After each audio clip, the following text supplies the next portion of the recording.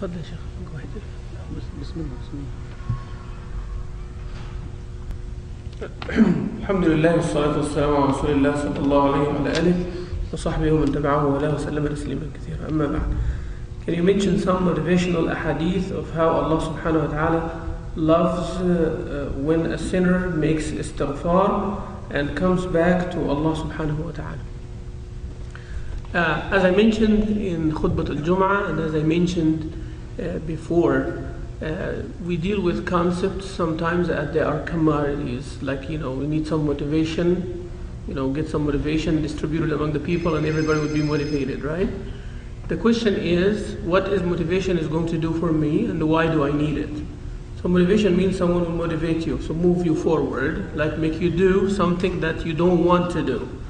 So in here, you want to do the tawbah. A person wants to do the istighfar. And Allah Azza wa Jal asking us to do that all the time. And the ahadith, there are many ahadith about doing istighfar or tawbah without necessarily having a sin. Without necessarily having a sin. The tawbah and istighfar is one of the major attributes and characteristics of a Muslim.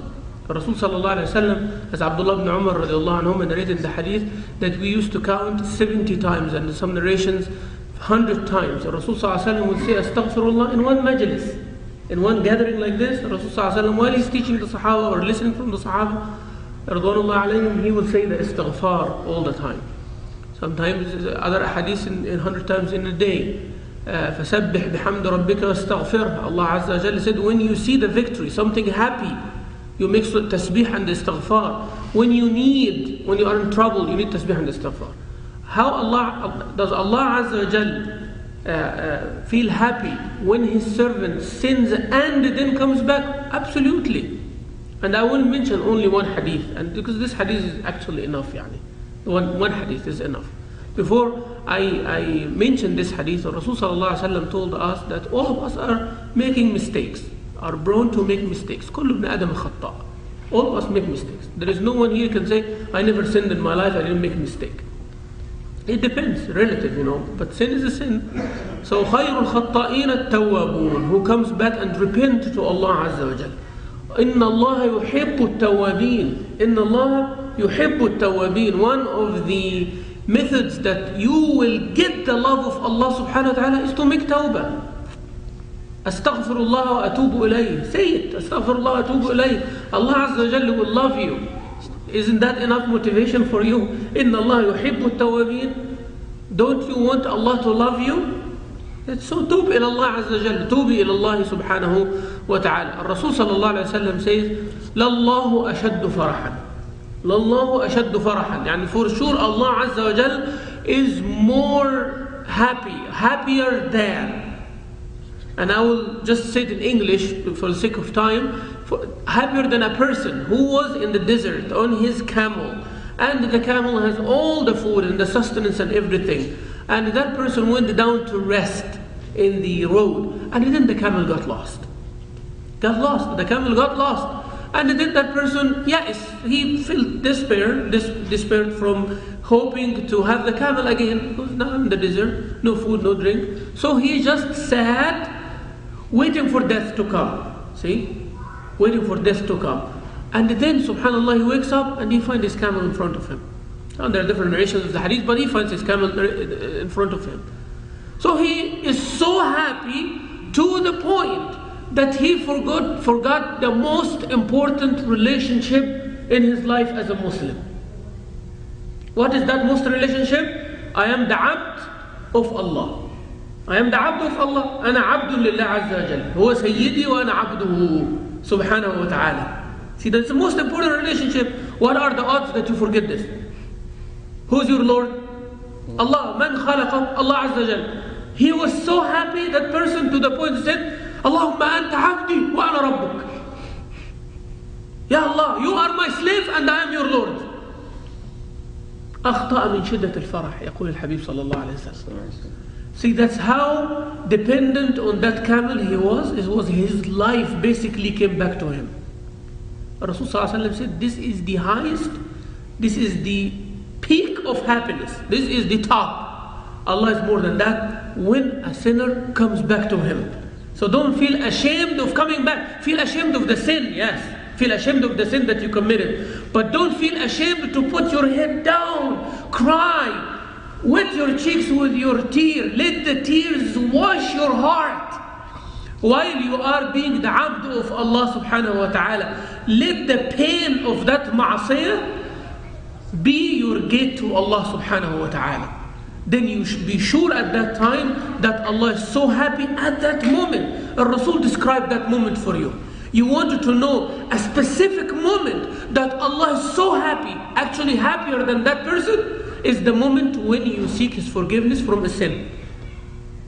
You wanted to know a specific time that Allah Azza wa Jalla is so happy, more than the example I just gave you. You wanted to have a certain time, that hour, at this minute, is when you sincerely repenting from a sin. See how beautiful this is? Repenting from a sin. And you go and you say, Ya Allah, please forgive that sin for me.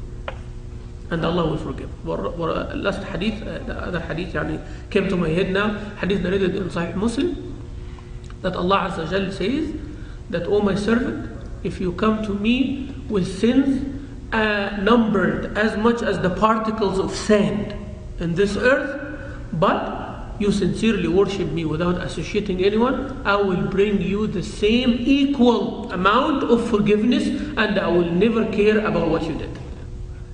لو جئتني بقراب الأرض خطايا تؤمن بي لا تشرك بي شيئا جئتك بقرابها مغفرة. So this is the rahmah of Allah, the ni'mah of Allah. We make mistakes, but do we stand and confess those mistakes? You don't have to confess it to me. We don't have priesthood here. You come and make the confession and they tell you خلاص قول يا حبيبي استغفر الله 20 مرة وامشي. There is nothing like that, you know, like Hail Mary kind of thing. No, we don't have that. And I joke, by the way, this with the priests and the rabbis and all that. I said, we don't have this. Everyone have his own hotline with Allah Azza wa Jalla. We have our own. The people don't need me to connect with Allah. So what do they need you guys for? Well, just need us to lead them, to tell them, to advise them. That's why we don't get paid top money like you guys. I say that. That's why, because we don't give them this kind of assurance. Through me only you get. Of course, they have to pay you top dollars, right?